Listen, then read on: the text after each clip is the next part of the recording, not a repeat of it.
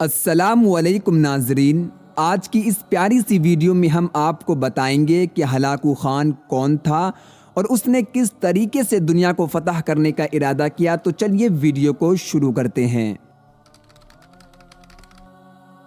ناظرین، Hulagu Khan L خانی حکومت کا بانی اور منگول حکمران چنگیز خان کا پوتا تھا۔ چنگیز خان کے لڑکے تولی خان کے 3 بیٹے تھے۔ ان میں ایک منگو خان تھا جو قراقرم میں رہتا تھا اور پوری منگول سلطنت کا خان اعظم تھا۔ دوسرا بیٹا قبلائی خان تھا جو چین میں منگول سلطنت کا بانی تھا، جبکہ تیسرا لڑکا ہلاکو خان تھا۔ منگو خان کے زمانے میں شمال مغربی ایران میں ایک اسماعیلی گروہ حشاشین نے بڑا ہنگامہ اور خونریزی شروع کر دی تھی۔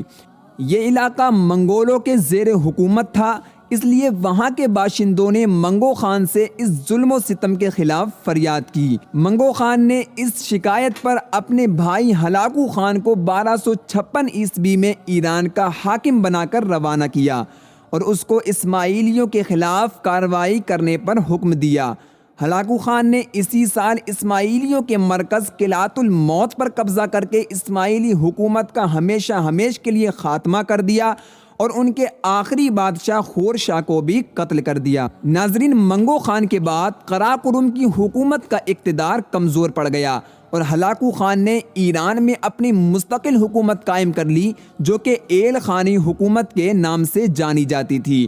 اس نے مراغہ کو، جو تبریز سے 70 میل جنوب میں واقع ہے، اپنا دارالحکومت بنایا، لیکن دارالحکومت بعد میں تبریز منتقل کر دیا گیا تھا۔ ہلاکو خان کے بعد اس کا بیٹا آباق خان تخت نشین ہوا۔ اس نے بھی اپنے باپ کی اسلام دشمن حکمت عملی کو جاری رکھا۔